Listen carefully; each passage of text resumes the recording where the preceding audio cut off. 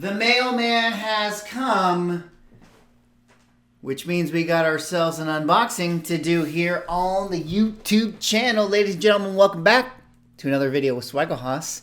We got ourselves a special key pickup, maybe a Grail. I don't know what you want to call it, but it's a Golden Age PCH book.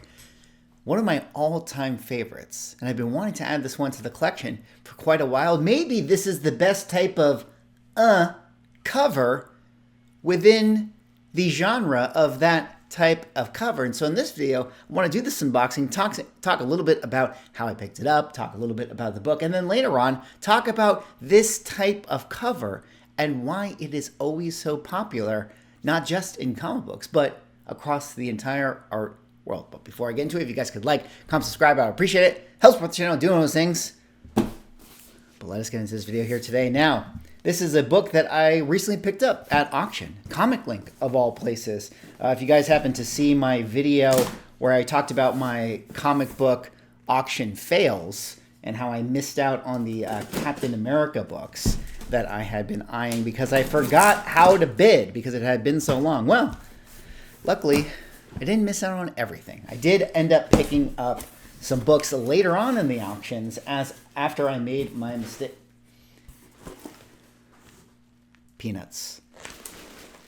Why does it always have to be peanuts?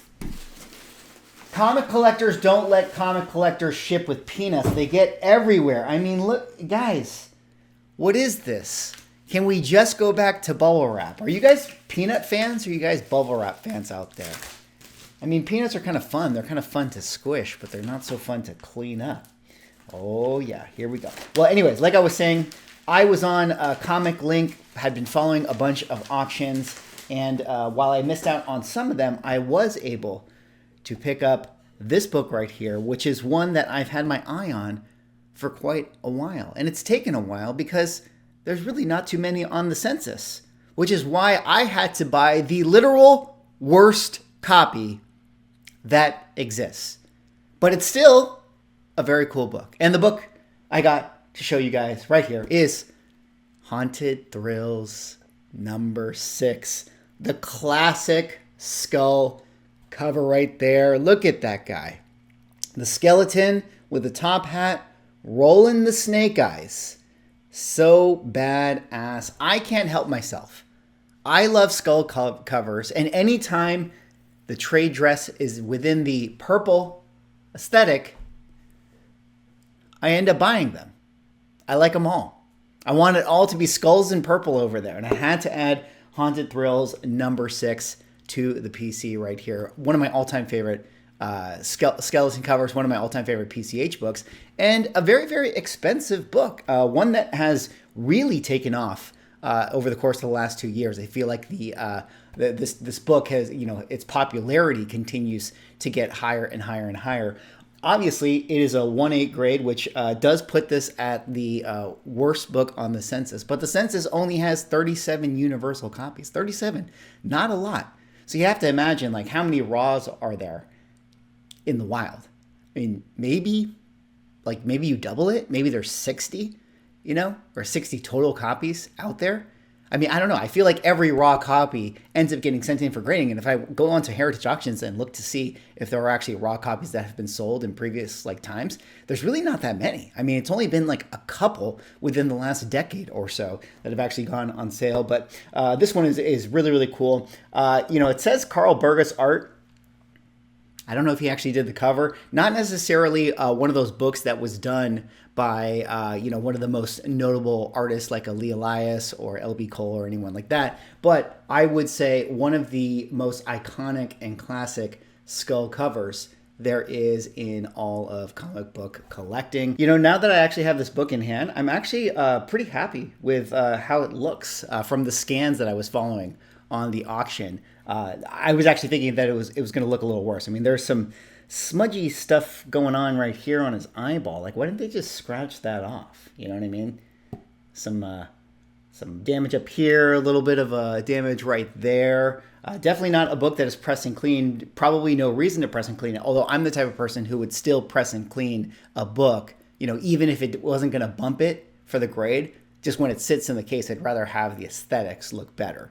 And I feel like you could have cleaned up some of the stuff, but still, looks pretty nice. I mean, for what it is. Ended up paying $2,100 to win this thing, which I felt like was probably the appropriate price. It's moving at about $1,000 a point, generally speaking. Although I think for a lot of these types of books, the entry level into them is usually higher on a per point basis because, you know, at that level, people just want to get their hands on the book because it is such a badass skull cover, which brings us to the next part of our video. We have to talk about skull covers in general. Why are they always so popular?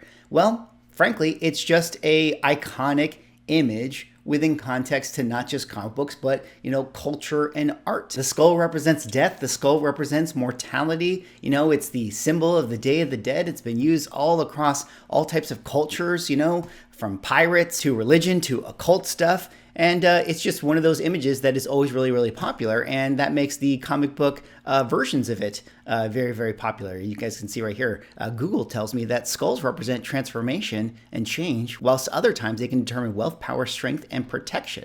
The significance of skulls in the art world. Well, they are very, very significant in my opinion because Haunted Thrills #6, a really, really expensive book, as you guys can see right there. 37 universal copies, 39 total graded, a 9.0.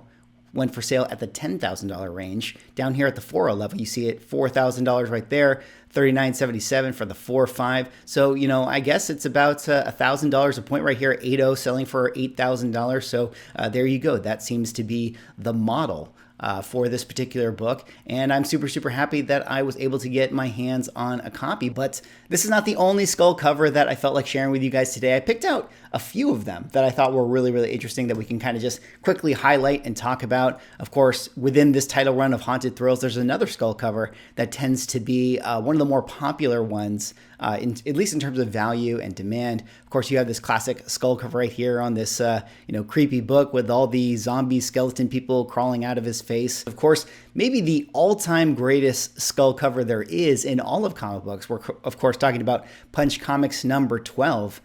This one coming out, you know, before the PCH craze, before things absolutely went crazy.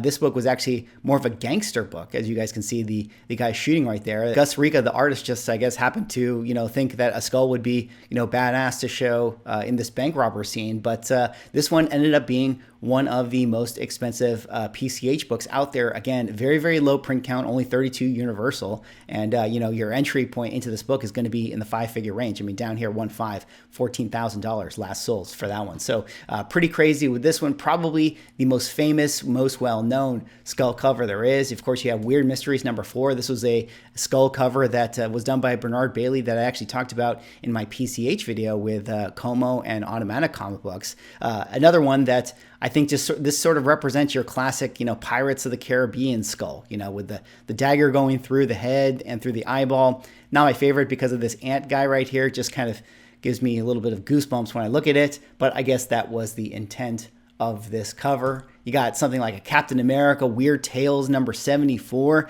This one is one of the ultimate skull covers. I mean, it's a little bit of a skull cover. I mean, technically it's a Red Skull cover right here, which again is another reason why Red Skull I think is so popular, just because of the aesthetics of his design. But this book is really interesting because this was at the time when Captain America was starting to not so relevant. I mean, the war was over, and then all of a sudden sci-fi and horror was getting popular, so they changed Captain America over to the Weird Tales, or at least that was how they were starting to brand it. And as you guys can see just from this image, it seems like they were chasing the trends. Like, let's put Captain America in kind of a horror setting. And interestingly enough, that created one of the great kind of Captain America covers right here, this Weird Tales one. I mean, a very, very expensive book.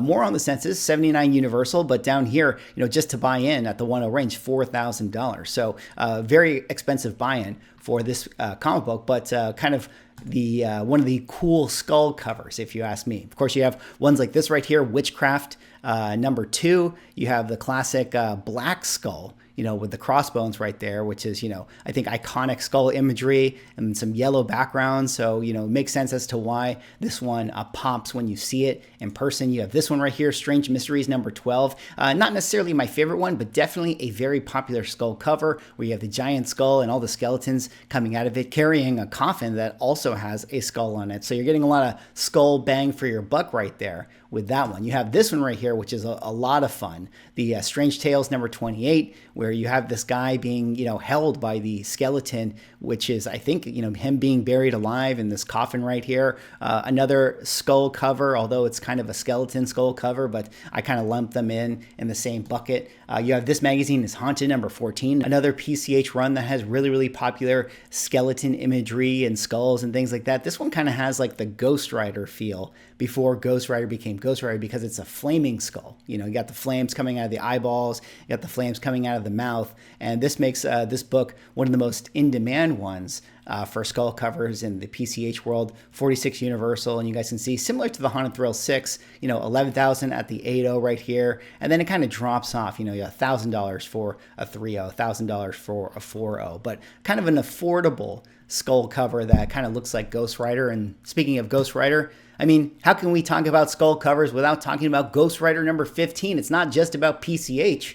We have Copper Age books that have classic, iconic skull imagery. The glow-in-the-dark cover. I mean, is there anything more classic than this one right here? Of course, you have the second print that has kind of the brownish copper tinge in the background right there. But skulls, always popular, always in demand. I mean, there's so many Ghost Rider books that, kind of represent skulls, on the cover. I mean, if they were covers back in, the 50s and they had the census that they did, those covers would definitely be just as in demand as a lot of PCH books. And similarly, you have this one right here, Doctor Strange number 4, the Frank Bruner cover. Maybe one of my favorite Doctor Strange covers in this run, but you have this super trippy skull right here.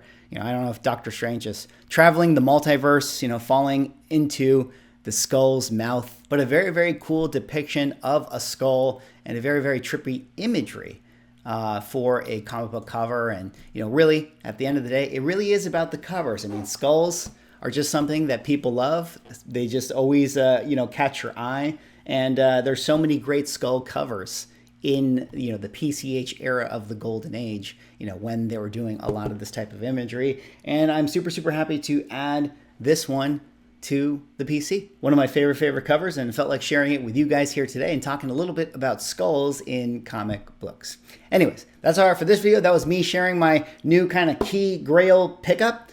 Let me know what you guys think about skull covers. What are your favorite skull covers? What do you think it is that makes skulls so popular to collect in comic books? They always tend to sell. They always tend to be in demand. People always like to have their skulls. And there's a lot of Bronze Age horror that also has a lot of skulls on it. And there's a lot of pulps that also have a lot of skulls on it as well. You have to wonder if the pulp craze is going to have the skull covers within those genres rise to the top, because now I guess CGC grades pulps. Anyways, that's all for this video. That was me sharing you guys with my new pickup right here. I know what you guys are thinking. I can't believe you bought a CGC comic book.